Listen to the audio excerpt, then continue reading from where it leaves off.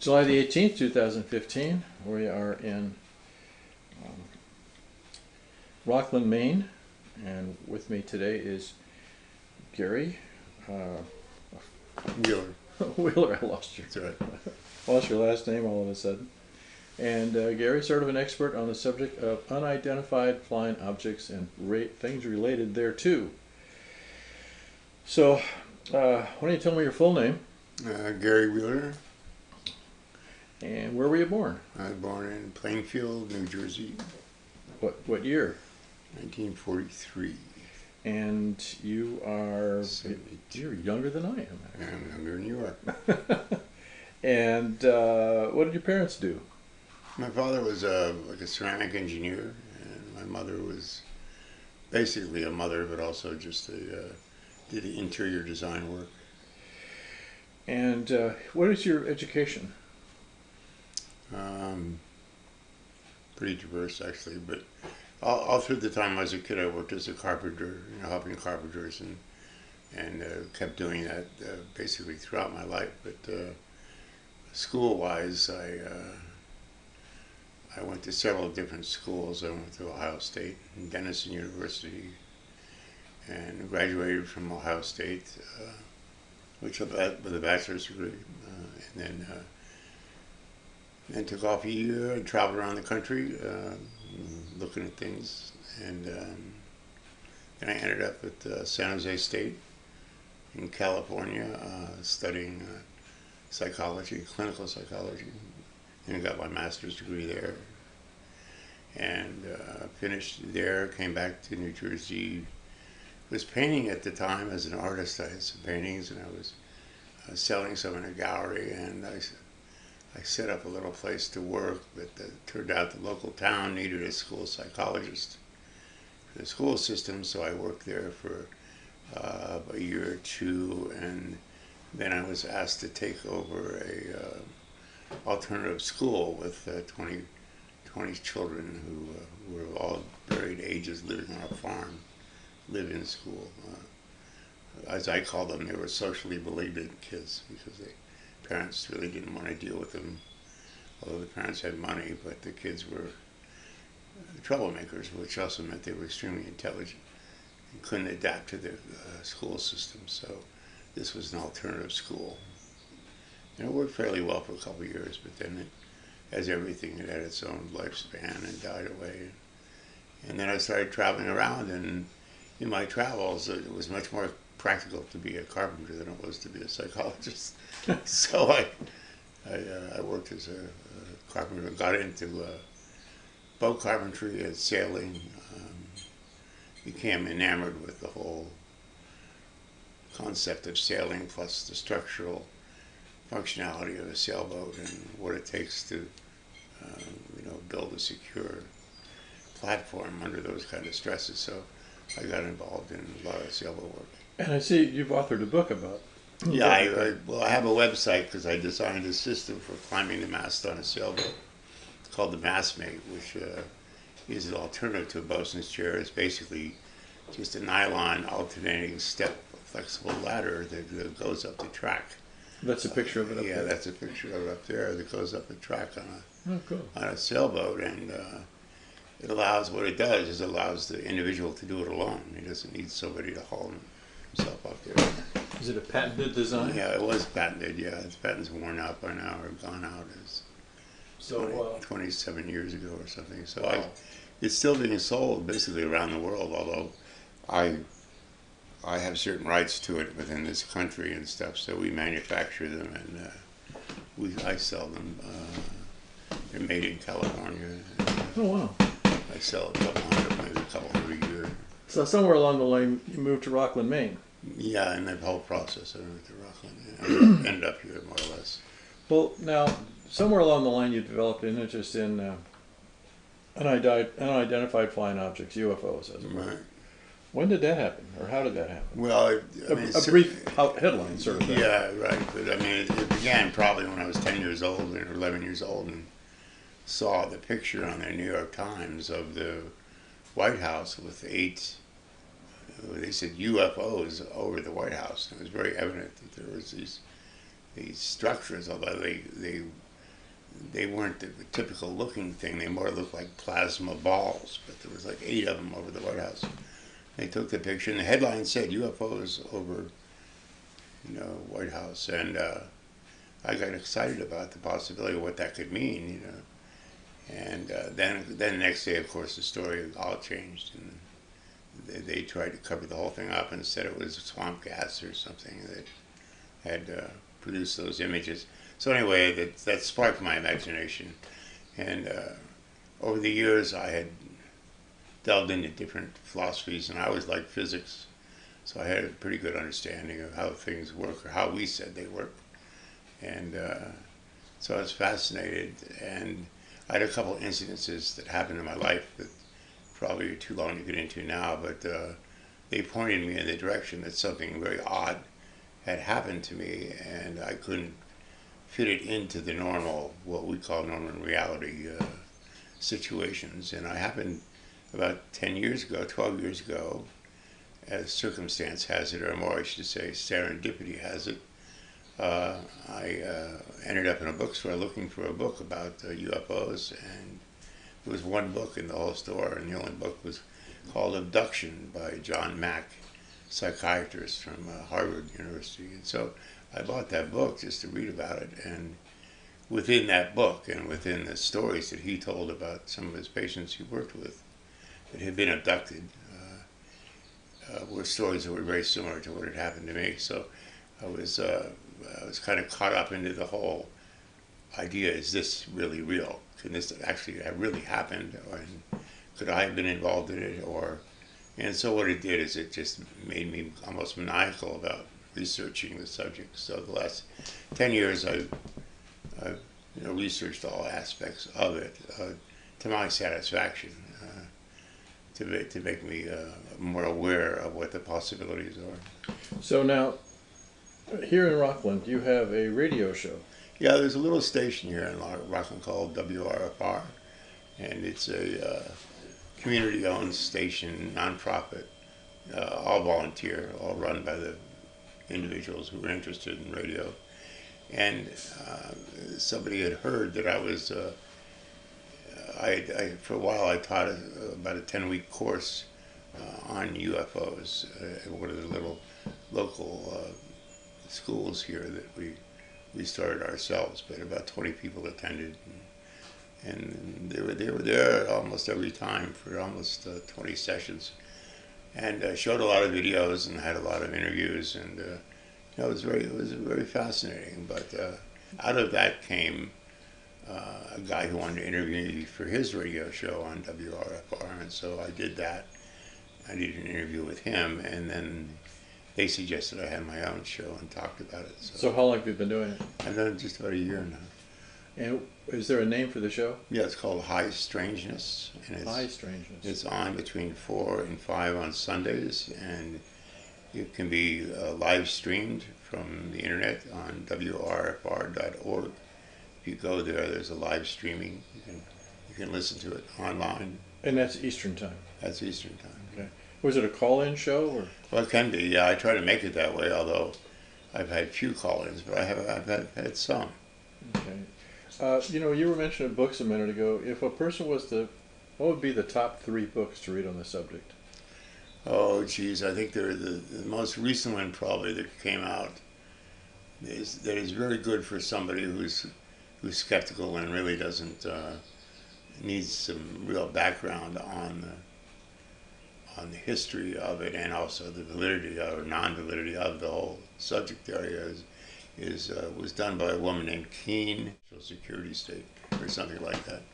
But her book is probably a good first beginner. And then was that the one that was just called Area 51? No. Because that one, I read that one. It was terrible. No, yeah, some of them are horrible. But the best historian around the whole UFO is named Richard Dolan, and he has four different books out, 3 of which divide up by years the basic sightings of UFOs and the cover-up by the government. And this guy's a historian, so most of what he's talking about he doesn't fabricate. And his name again? Richard Dolan, Dolan, And you mentioned one last night about something about things that were found, and a person wrote about. Well, that's, yeah, I was going to mention that when you say that, from a beginner's standpoint, somebody who just wants to get into the understanding of what it's about, the one I mentioned is probably the best. And Dolan's book on UFOs and the national security state is excellent. And he has another one he just put out called After Disclosure, like what's going to happen, you know, when it's disclosed that these beings really exist and they have been around for a long time and they are interacting with our world, whether we like it or not. And that's Richard Dolan. Now, the one you're mentioning is a book called The Day After Roswell, and that was by a man named Philip Corso, who was a colonel, and this is sort of like a deathbed book where he got old and he wanted to get truthful about what he had been doing around the whole UFO thing for his grandchildren. He wanted to tell the truth, and so this book is, to him, it's a truth teller, and it's a expose of how many of the artifacts that were found at the Roswell crash site were picked up by the Army, and some of the things were so odd that they didn't have any idea what they were, and they just sort of threw them into a file. And Corso was given the assignment by, I think, General Twining, who was one of the high generals during that time, to find out what this material was and what it could do for us. And so he turned his stuff over to the industry, the free enterprise industry, to say, look, you guys take this stuff, see how it works, see what we can use, and give it to the military, but you can have the patents on it and everything. So basically, a lot of people believe that's where all these very quick advances happened with computer technology, and specifically with fiber optics. Apparently at the crash site of Roswell, there was all these filaments all over the place, and it was later found out that that's what this was fiber optics, and we didn't know what it was at the time. So that was his job. It's a very good book, very informative. A lot of controversy about it, because a lot of people say, oh no, that's not possible. But again, a lot of these people who tell their stories are ex-professionals. They're either Army people or FBI or CIA somehow involved. So worth reading for sure. But I'll tell you, once you start reading this stuff, you don't stop, because I mean, you get really sucked in because it's so enticing.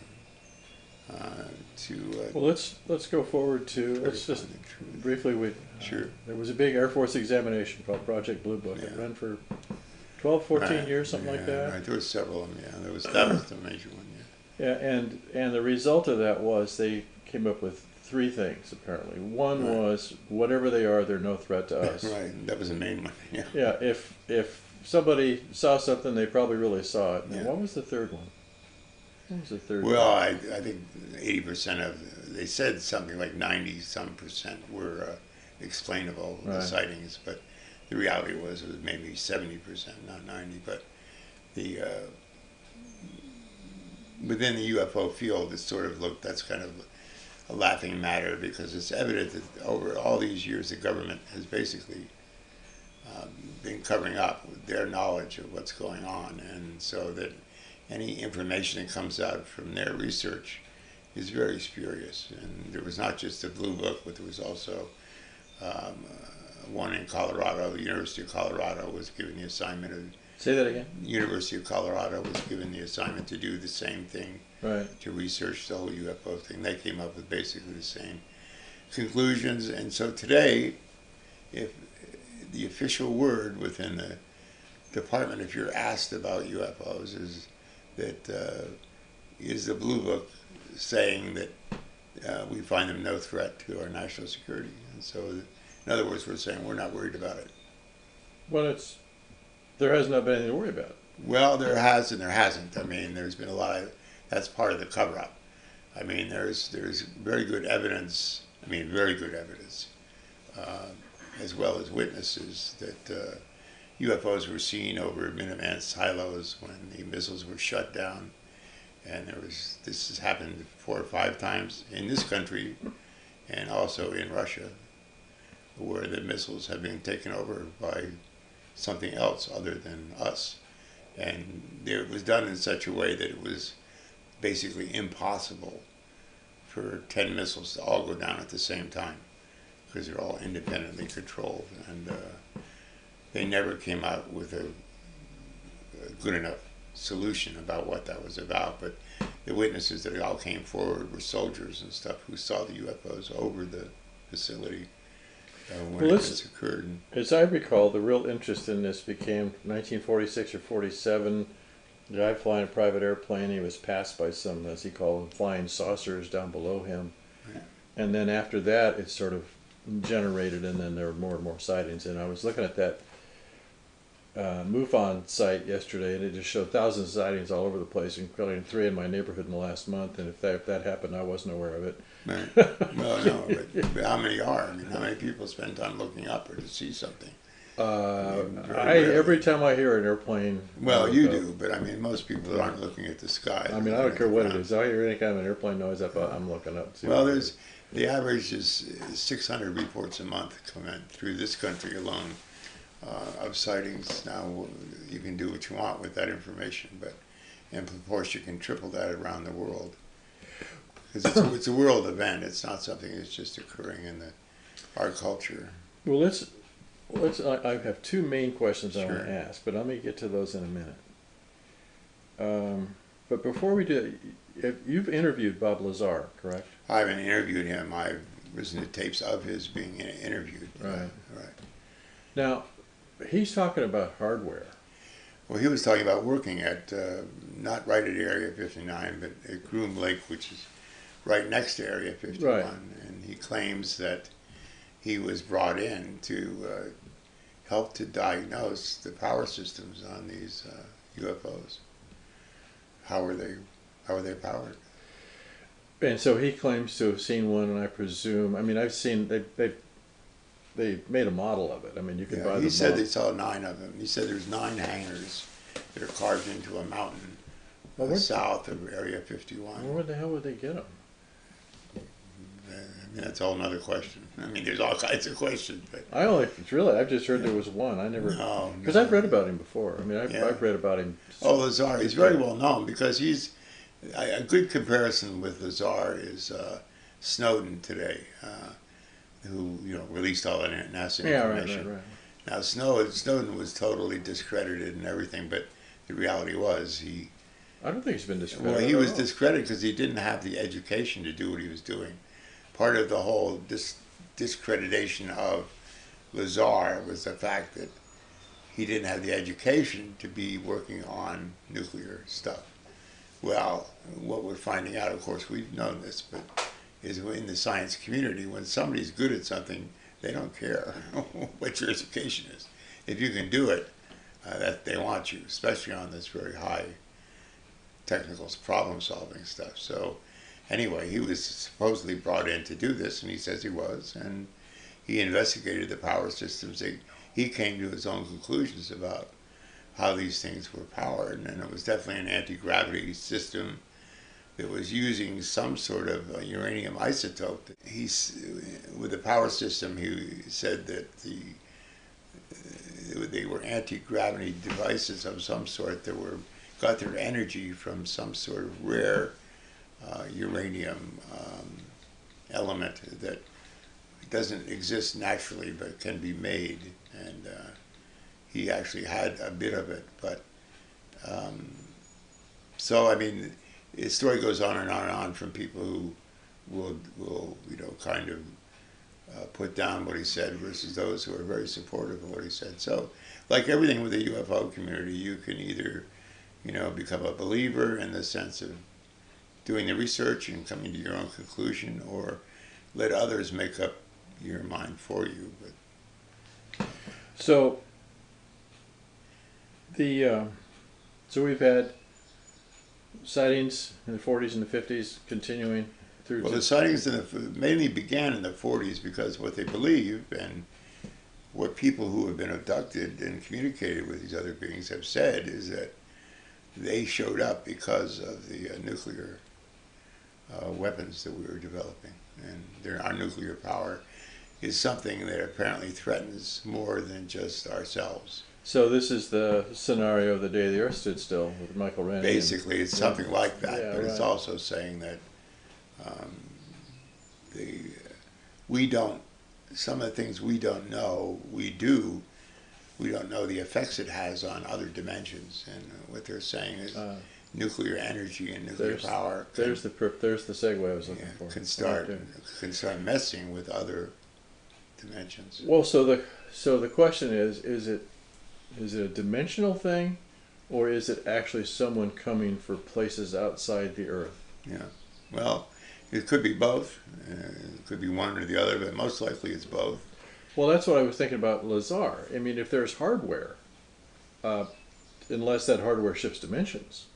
Well, it does, because I think what happens is when they come into, I mean, this is just physics. The physics that we have, or the human beings think we have, doesn't necessarily apply to these other beings, or it doesn't apply to the dimension they function on. So our three-dimensional physics doesn't necessarily fit a fourth-dimensional being, or a fourth-dimensional environment, or a fifth or sixth. But what's happening, interestingly, is this whole thing about dimensions and environments is something that we're coming up with through physics on our own, not because of the UFOs, because now, of course, quantum physics is basically, saying that there's like 12 different dimensions that we're dealing with all the time.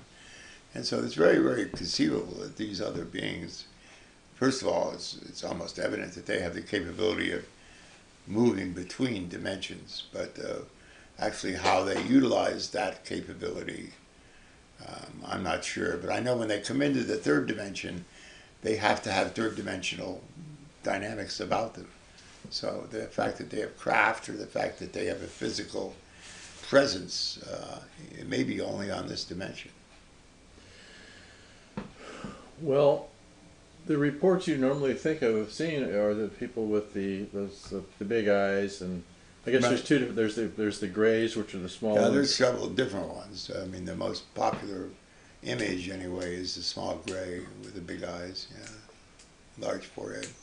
In fact, it's interesting because the first book. Anybody ever taken a picture of one that's no, real? But a real picture. Yes, they say they have it. Who knows?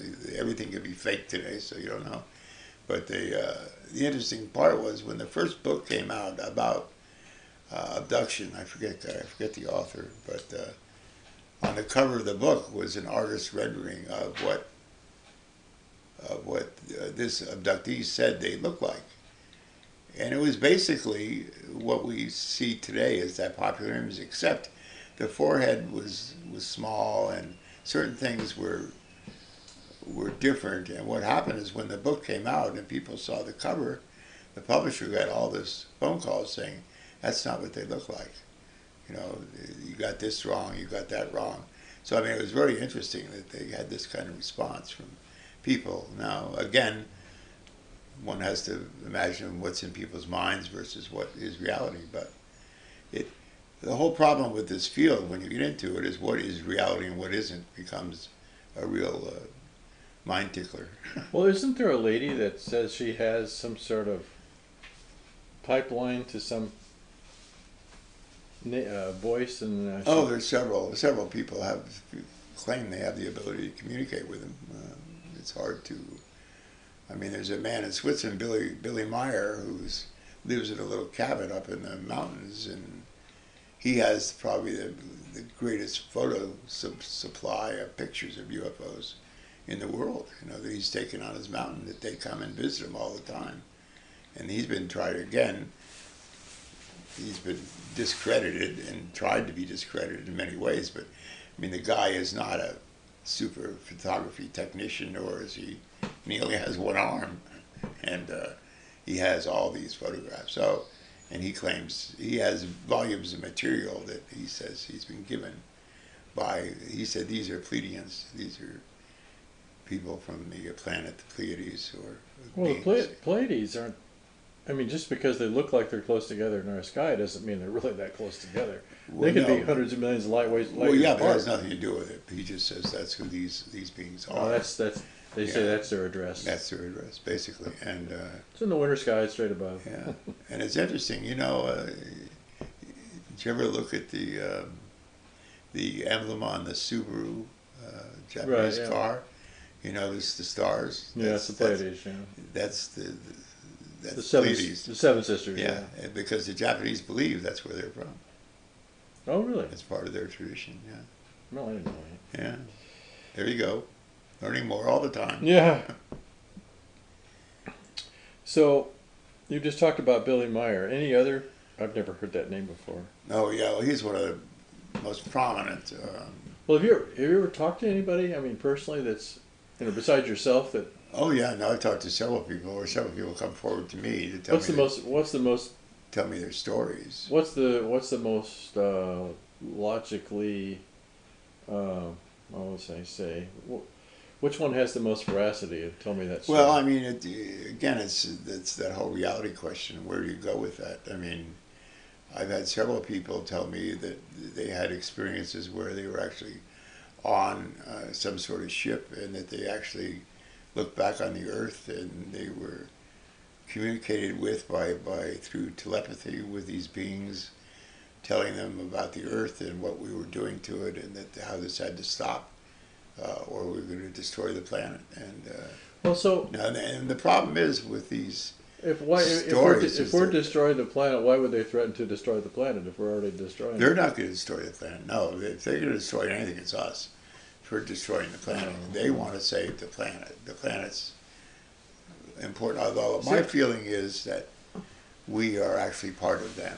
That our genetics, I believe, has been manipulated by them, and we are not evolutionary what we think we are. I think we are a hybrid of them and other normal evolutionary processes. But there's a lot of, the more we've gotten into the genome project and looking at our chromosomes, it's very apparent that there has been times in history where they've been messed with. That somehow genes have been literally welded together where that can't happen through nature. So some people have said they've been. I mean, I've read this before too, Yeah. where they've been taken up in a spaceship where they can look down, Right. and that's what I don't understand. What is the point of taking them up in the sky if these beings can shift from one dimension to another down here on Earth? Why do they need to take people up in the sky? Because that's our world. I mean, that's how we see the world. I mean, they can do what they want. Have they ever taken? Have you ever read a story or heard about someone being taken from our dimension into their dimension? I haven't heard about cross-dimensional with human beings. No, I'm sure that might be out there, but I haven't heard it. Well, that'd be. There's not much that is. I'll tell you. Okay. Yeah. So that's John Mack's book. John Mack's book called Abduction. Okay. And he's a psychiatrist at Harvard, and he taught psychiatry there. How do you spell his last name? Mack, M-A-C-K, John Mack. Okay. And he. What was the other name? Was it Dolan? That was Richard Dolan, D-O-L-A-N. Yeah. But Mack is a great one to read because he was such a skeptic, and by interviewing these people, he kept trying to find something that would indicate that they had some sort of psychological issue that created these stories. And yet, what really got him was the fact that so many of the stories were alike. So many people told basically the same story about being abducted and what had happened to them and what their experiences were. But if you're going to, make a change in the way we, conduct our world, wouldn't you want to do it with some sort of government leaders? Or well, yeah, but see, you're going from one of the problems we have with this whole issue is that every time we try to analyze what they're doing, we're doing it from a human being logic of looking at something. Now, we don't know at all what their logical system is or how they would approach a problem. It's evident that if all this is basically true, there is some sort of limitation that they place on themselves about how much they will do or won't do to change what's going on with us. Now, I have a feeling that's because we are part of them, and their genetic work with the human being isn't over yet, that they're still doing it. Because there's over the years of the abductions, and of course there were the cattle mutilations where all kinds of mutilation was taking place amongst cattle. Is that still going on? It still goes around once in a while, but it was much more prevalent back in the 80s and 90s. And the crop circles seem to be getting... Crop circles are getting more and more complicated every year. Yeah, I mean, that to me is the number one thing that any skeptic or doubter, if they study the crop circles, they have to walk away and say, something's going on that is not of this earth. Because the way that wheat is bent, and they've studied it, and it's heated through some sort of microwave that bends the wheat and doesn't destroy it. Where when we go in to make them with our planks and all this stuff, which we can do, it breaks everything. It ruins the harvest. And they're perfect. They're perfect. They're absolutely perfect and geometrically perfect. Yeah, Plus, we believe there's all kinds of messages hidden within the geometry.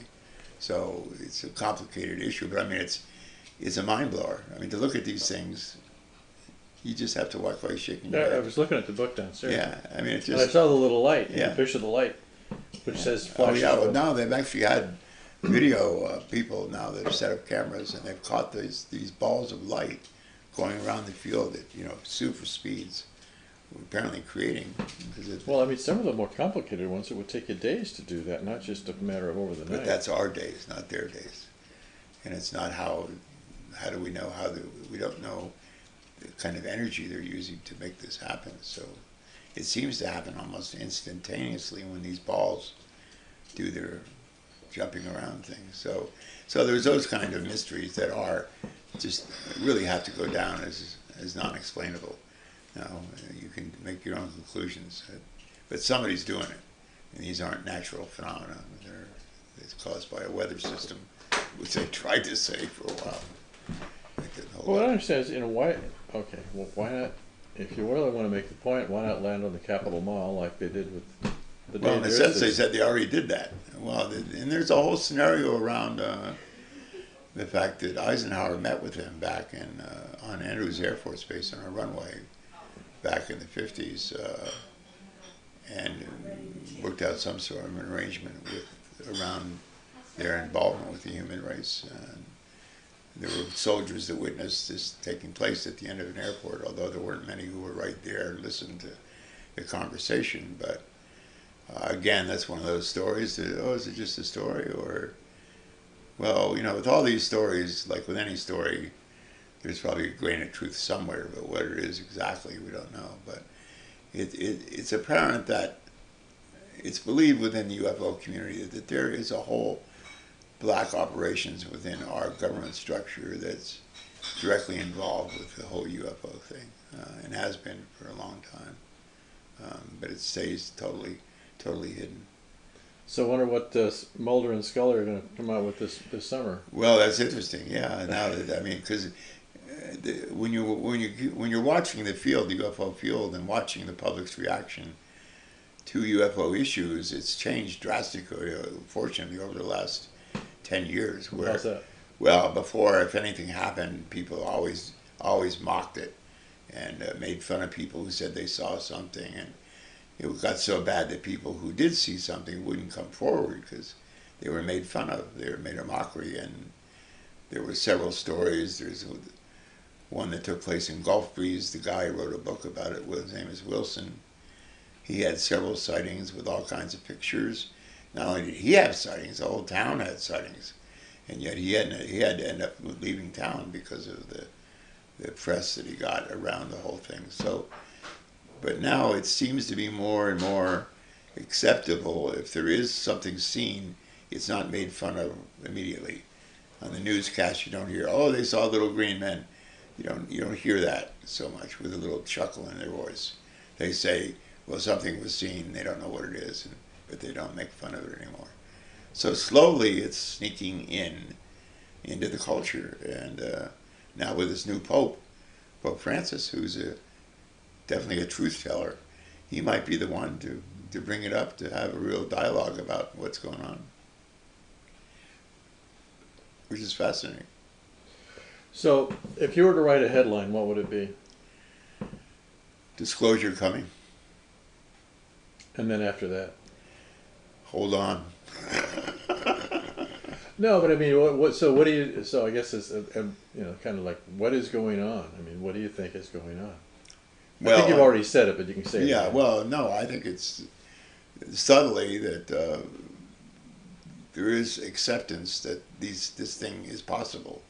I mean, more and more you hear little stories about, oh, life is possible, this and that and that. More little indications that, hey, it's not going to be that big a shock if all of a sudden they stand up and say, well, the truth is, this has been going on for a while, and these creatures do exist. Apparently they are no threat to us, so don't be afraid. It's just that they are concerned about our planet, and they may want to interact with us in such a way as to help us out of the mess we're in, or to, but the one thing they don't want is hostility, and apparently that's how we approach everything that's foreign to us. We want to attack it.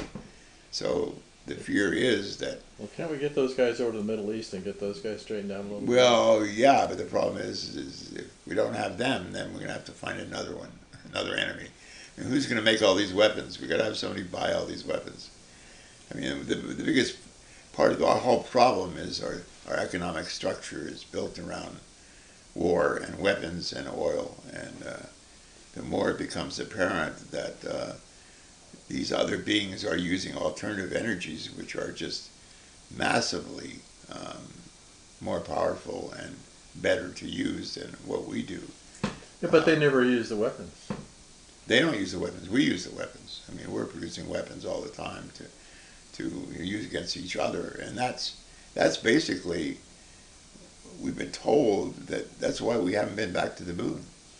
That we were told by these other beings, like, this is as far as you go, as travel into space as a human race, until you get rid of your aggressive natures and your violence. We're not going to let you progress further into space. So, which is interesting, I mean, it's a possibility, because one certainly wonders, all of a sudden NASA shut down awful fast, and well, they ran out of money. Well, they ran out of money, but who runs out of money when you have something you really want to do? They would have found the money. But I think they were looking for a way out, because they knew that... Well, the Vietnam War was eating us alive. Well, no, I know that. And it ended all at the same time, pretty much. Well, yeah, but there's no reason the space program had to end. I mean, they would have sunk more money into going to Mars or whatever. No, I think there's really good evidence that we...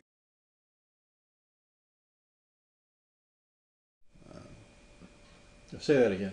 That I think what the ETs are extraterrestrials or extra dimensionals, whatever you want to call them. I prefer to use the term others now, because nothing else really fits. So it's ET, ED, yeah, or others. Others, yeah, and others just leaves it more wide open, I suppose, to whatever it could be, the reality of it. But I think they're waiting for us to develop further. And of course, in our sense of time, and their sense of time might be totally different things altogether, how long this will take. But they do know the limits the Earth has in absorbing what we're doing. Well, if they're in a different dimension, are they living on the same Earth, you suppose? Are they eating the same wheat and having the same... Well, that's like asking, where's the fourth dimension? Right? How do you say where the fourth dimension is? Is it, or is the whole idea of... Why would they be concerned about the Earth if they were not of and part of the Earth? Well, because I think they have to function on all dimensions. It's not just... Once you move, like, say, to the fifth or fourth dimension, that's where you function all the time. I think once you advance into other dimensions, you're still functioning in all others at the same time. So I think that what we see as a material world, when you really look into the physics of everything, it's all frequency waves. Everything is frequency waves. There's no such thing as matter as we think of matter. It's all frequency waves at different amplitudes that create these I'll tell you, I was writing I write newspaper articles. Sure. And so I decided I wanted to see if I could write a book. So I thought, well, I'll write a couple of short stories. And so my natural interest for me always turns to science fiction. And I don't remember how it worked out, but it was something along the line of some guy gets beamed up into a spaceship, but they don't realize that he's armed, and so he starts shooting the little guys, you know. And then when he does that, then he finally ends up talking to a person who is actually going to control the ship, a regular person like you or I. Right. And when he does, then they start the dialogue about what's going on. And the fellow explains that the reason he was out, you know, over the sands of New Mexico, or you know, he was just kind of driving around a low level, is because he's looking for water sources, tracing old underground water sources, because he's from a different time, and he's, you know, and I guess he doesn't even realize he's shifting back and forth. And he asks if